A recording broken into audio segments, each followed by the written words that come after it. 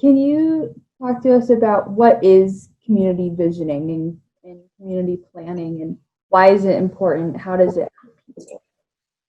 Well, I think visioning is merely the process of engaging the people who live in a place in what in my language, I call anticipating and planning for the future.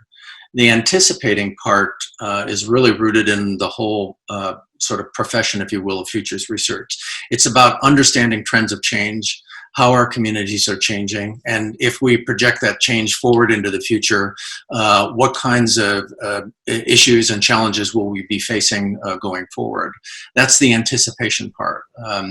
And then the planning is obviously, well, if we have an idea of what that change is going to be out there, how do we prepare for that? How are we better prepared for a world that may be different than the one we are in now? And that's sort of the whole,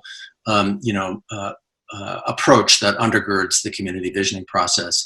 It goes back to a process called anticipatory democracy, which is the idea of engaging people. That's the anticipatory as opposed to participatory democracy, of course. So in other words, we'll have better, stronger, more viable democracies if communities, people, residents of a place are engaged in thinking about and planning for their future. And visioning is a process that has evolved in that sort of pattern of thought, or that trend of thinking.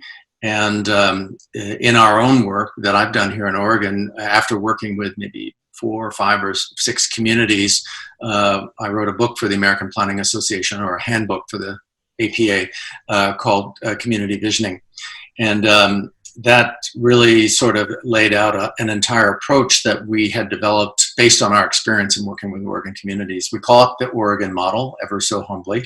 And that is the template that I've used in all of my planning work, although it continuously evolves, especially in terms of use of technology, because the technology we use today to engage the public is just light years away from what we had at our disposal 25, 30 years ago.